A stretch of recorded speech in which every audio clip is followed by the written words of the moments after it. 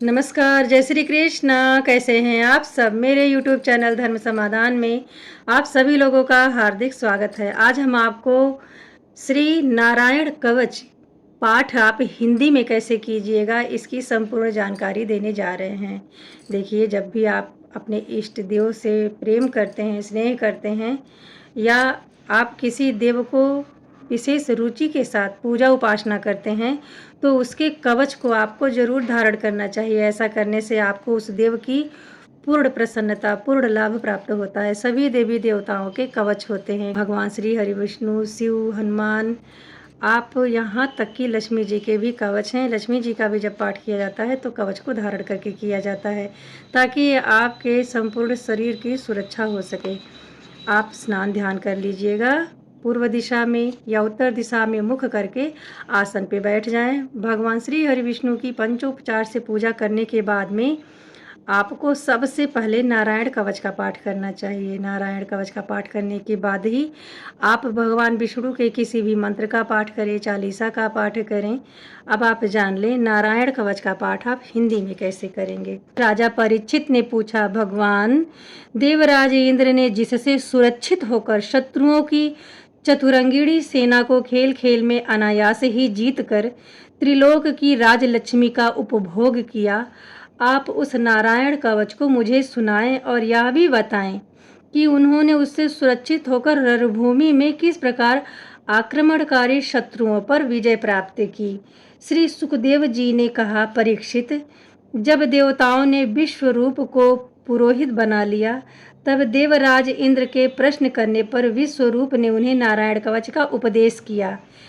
तुम एकाग्र चित्त से उसका श्रवण करो। विश्वरूप ने कहा, देवराज इंद्र, भय का अवसर उपस्थित होने पर नारायण कवच धारण करके अपने शरीर की रक्षा कर लेनी चाहिए। उसकी विधि यह है कि पहले हाथ पैर धोकर आचमन करें, फिर हाथ में कुश की पवित्री धारण करके उत्तर मुख की तरफ मुख करके बैठ जाएं। इसके बाद कवच धारण पर्यंत और कुछ न बोलने का आपको निश्चय करके पवित्रता के साथ ओम नमो नारायणाय और ओम नमो भगवते वासुदेवाय इन मंत्रों के द्वारा हृदय अगन्यास तथा अंगुष्ठा आदि करन्यास करें। फिर ओम नमो नारायणाय इस अष्टाक्षर मंत्र से ओम आदि 8 अक्षरों का क्रमशः पैरों, घुटनों, जांघों, पेट, हृदय, वक्षस्थल, मुख और सिर में न्यास करें, अथवा पूर्वोक्त मंत्र के यकार से लेकर के ओंकार पर्यंत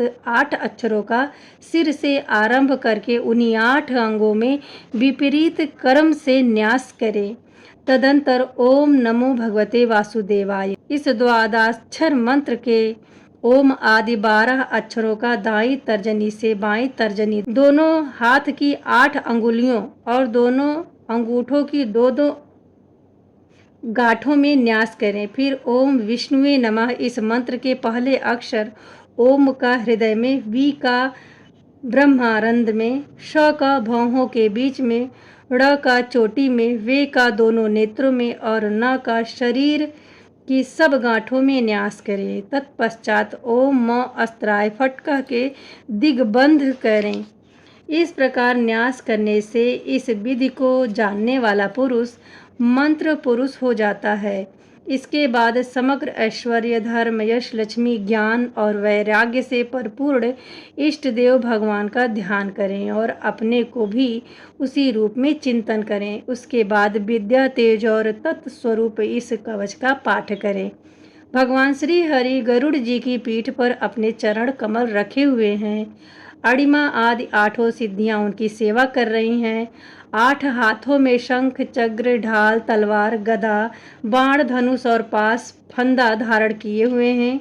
वे ही ओंकार स्वरूप प्रभु सब प्रकार से सब ओर से मेरी रक्षा करें। मत्स्य मूर्ति भगवान जल के भीतर जल जंतुओं से और वरुण के पास से मेरी रक्षा करें। माया से ब्रह्मचारी का रूप धारण करने वाले वामन भगवान स्थल पर और विश्व रूप श्री त्रिविक्रम भगवान आकाश में मेरी रक्षा करें। जिनके घोर अट्टहास करने पर सब दिशाएं गूंज उठी थीं और गर्भवती दैत्य पत्नियों के गर्भ गिर गए थे, वे दैत्य यूथपतियों के शत्रु भगवान नरसिंह किले, जंगम, रणभूमि आदि विकट स्थानों में मेरी रक्षा करें। अपनी दाढ़ों पर पृथ्वी को उठा लेने वाले यज्ञ मूर्ति वाराह भगवान मार्ग में, परशुराम जी पर्वतों के शिखरों पर और लक्ष्मण जी के सहित भरत के बड़े भाई भगवान रामचंद्र प्रवास के समय मेरी रक्षा करें। भगवान नारायण मारण मोहन आदि भयंकर अभिचारों और सब प्रकार के प्रमादों से मेरी रक्षा करें। ऋषि श्रेष्ठ नर गर्भ से योगेश्वर भगवान दत्तात्रेय योग के विघ्नों से और त्रिगुणाधिपति भगवान कपिल कर्म बंधनों से मेरी रक्षा करें। परम ऋषि सनत कुमार कामदेवों से हयग्रीव भगवान मार्ग में चलते समय देव मूर्तियों को नमस्कार आदि न करके अपराध से, देव ऋषि नारद सेवा अपराधियों से और भगवान कच्छप सब प्रकार के नरकों से मेरी रक्षा करें। भगवान धन्वंतरी कुपथ्य से, जितेंद्रिय भगवान ऋषभ देव सुख दुख आदि भयानक द्वंद्वों से, यज्ञ भगवान लोकापवाद से, बलराम जी मनुष्यकृत कष्टों से और श्री शेष जी क्रोधावसान नामक सर्पों के गढ़ से मेरी रक्षा करें। भगवान श्री कृष्ण द्वैपायन व्यास जी आज्ञा से तथा बुद्धि देव पाखंडियों से और प्रमाद से मेरी रक्षा करें। धर्म रक्षा के लिए महान अवतार धारण करने वाले भगवान कल की पाप बहुल कलिकाल के दोषों से मेरी रक्षा करें। प्रातःकाल भगवान केशव अपनी गदा लेकर, कुछ दिन चढ़ जाने पर भगवान गोविंद अपनी बांसुरी लेकर, दोपहर के समय भगवान नारायण अपनी तीक्ष्ण शक्ति लेकर और दोपहर को भगवान विष्णु चक्र राज सुदर्शन लेकर मेरी रक्षा करें। तीसरे प्रहर में भगवान मधुसूदन अपना प्रचंड धनुष लेकर मेरी रक्षा करें।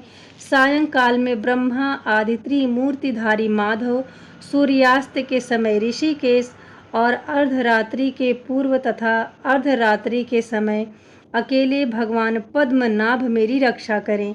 रात्रि के पिछले पहर में श्री वत्सलांशी श्री हरि, उषा काल में खड्गधारी भगवान जनार्दन, सूर्योदय से पूर्व श्री दामोदर और संपूर्ण संध्याओं में काल मूर्ति भगवान विश्वेश्वर मेरी रक्षा करें। सुदर्शन आपका आकार चक्र अर्थात रथ के पहिए की तरह है। आपके किनारों का भाग प्रलयकालीन अग्नि के समान अत्यंत तीव्र है। आप भगवान की प्रेरणा से सब ओर घूमते रहते हैं। जैसे आग वायु की सहायता से सूखे घास को फूस की तरह जला डालती है, वैसे ही आप हमारी शत्रु सेना को शीघ्र से शीघ्र जला दीजिए, जला डालिए। कौमोदकी गदा आपसे छूटने वाली चिंगारियों का स्पर्श वज्र के समान असह्य है। आप भगवान अजित की प्रिया हैं और मैं उनका सेवक हूँ, इसलिए आप कुष्मांड, विनायक, यक्ष, राक्षस, भूत और प्रेत ग्रहों को अभी कुचल डालिए तथा मेरे शत्रुओं को चूर चूर कर दीजिए। शंख श्रेष्ठ, आप भगवान श्री कृष्ण के फूंकने से भयंकर शब्द करके मेरे शत्रुओं का दिल दहला दीजिए एवं यातुधान, प्रमथ, प्रेत, मातृका, पिशाच तथा ब्रह्म राक्षस आदि भयावह प्राणियों को यहाँ से झटपट भगा दीजिए। भगवान की श्रेष्ठ तलवार, आपकी धार बहुत तीक्ष्ण है। आप भगवान की प्रेरणा से मेरे शत्रुओं को छिन्न भिन्न कर दीजिए। भगवान की प्यारी ढाल, आप में सैकड़ों चक्राकार मंडल हैं। आप पाप दृष्टि, पाप आत्मा शत्रुओं की आंखें बंद कर दीजिए और उन्हें सदा के लिए ही अंधा बना दीजिए। सूर्य आदि ग्रह, धूमकेतु, पुक्षल तारे आदि केतु, दुष्ट मनुष्य, सर्प आदि रेंगने वाले जंतु, दाढ़ों वाले हिंसक पशु, भूत प्रेत आदि तथा पापी प्राणियों से हमें जो जो भी भय हो और जो जो हमारे मंगल के विरोध हों, वे सभी भगवान के नाम, रूप और आयुधों का कीर्तन करने से तत्काल ही नष्ट हो जाएं। बृहद रथंतर आदि सामवेदीय स्रोतों से जिनकी स्तुति की जाती है वे वेद मूर्ति भगवान गरुड़ और विषयक सेन जी अपने नामोच्चारण के प्रभाव से हमें सब प्रकार की विपत्तियों से बचाएं। श्री हरि के नाम रूप वाहन आयुध और श्रेष्ठ पार्षद हमारी बुद्धि इंद्रिय मन और प्राणों को सब प्रकार की आपत्ति से बचावें। जितना भी कार्य अथवा कारण रूप जगत है वह वास्तव में भगवान ही है। इस सत्य के प्रभाव से हमारे सारे उपद्रव नष्ट हो जाएं। जो लोग ब्रह्मा और आत्मा की एकता का अनुभव कर चुके हैं उनकी दृष्टि में भगवान का स्वरूप समस्त विकल्पों भेद से रहित है। फिर भी वे अपनी माया शक्ति के द्वारा भूषण आयुध और रूप नामक शक्तियों को धारण करते हैं। यह बात निश्चित रूप से सत्य है। इस कारण सर्वज्ञ सर्वव्यापक भगवान श्री हरि सदा सर्वत्र सब स्वरूपों से हमारी रक्षा करें। जो अपने भयंकर अट्टहासों से सब लोगों के भयों को भगा देते हैं और अपने तेज से सबका तेज ग्रस लेते हैं, वे भगवान नरसिंह हैं। दिशा विदिशा में नीचे ऊपर बाहर भीतर सब ओर हमारी रक्षा करें। देवराज इंद्र, मैंने तुमको यह नारायण कवच सुना दिया है। इस कवच से तुम अपने को सुरक्षित कर लो, बस फिर तुम अनायास ही सब दैत्य यूथपतियों को जीत लोगे। इस नारायण कवच को धारण करने वाले पुरुष जिसको भी अपने नेत्र से देख लेते हैं अथवा पैर से छू देते हैं वह तत्काल समस्त भयों से मुक्त हो जाता है। जो इस वैष्णवी विद्या को धारण कर लेते हैं उसे राजा, डाकू, प्रेत, पिशाच और बाघ आदि हिंसक जीव से कभी भी किसी भी प्रकार का भय नहीं होता है।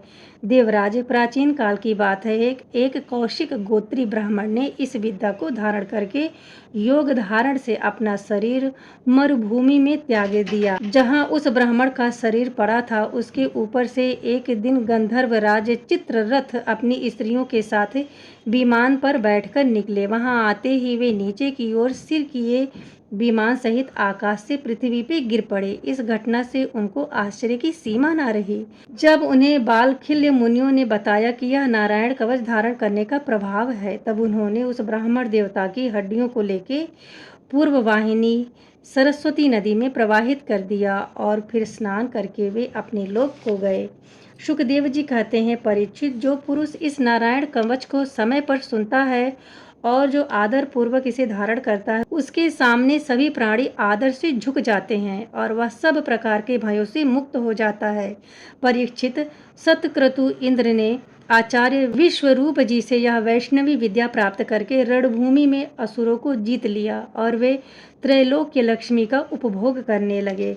जिनके चरण कमलों के नखों की धोवन श्री गंगा जी त्रिलोक के पाप समूह को ध्वस्त करने वाली हैं, जिनका नाम अमृत के समान पान करने वाला संसार सागर को पार करने वाला है, तथा जिनके पाद्य पद्मों की रज से पाषाण भी मुनि शाप से मुक्त हो जाते हैं, वे दीन रक्षक भगवान नारायण ही मेरे एकमात्र गति हैं। इस तरह से वेद नारायण के पारायण हैं, देवता भी नारायण के ही अंगों में कल्पित हुए हैं और समस्त यज्ञ भी नारायण की प्रसन्नता के लिए ही किए जाते हैं और उनसे जिन लोगों की प्राप्ति होती है वे भी नारायण में ही कल्पित हैं। सब प्रकार के योग भी नारायण की प्राप्ति के लिए ही हेतु हैं। सारी तपस्याएं नारायण की ओर ही ले जाने वाली हैं।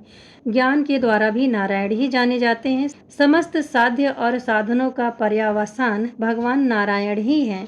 इस प्रकार से आप नारायण कवच का पाठ करके भगवान श्री हरि विष्णु की कवच से सुरक्षित होकर उनकी कृपा को प्राप्त कर सकते हैं। आज हमने आपको नारायण कवच कैसे पाठ करें इसकी संपूर्ण जानकारी इस वीडियो के माध्यम से देने का प्रयत्न किया है। यदि नारायण कवच का पाठ कैसे किया जाता है इससे आपको जरा सा ज्ञान प्राप्त होता है, जरा सा आप इससे लाभान्वित होते हैं तो कमेंट बॉक्स में जय श्री हरि विष्णु जरूर लिखें। मिलते हैं अगले वीडियो में ऐसी ही महत्वपूर्ण जानकारी के साथ। तब तक के लिए नमस्ते।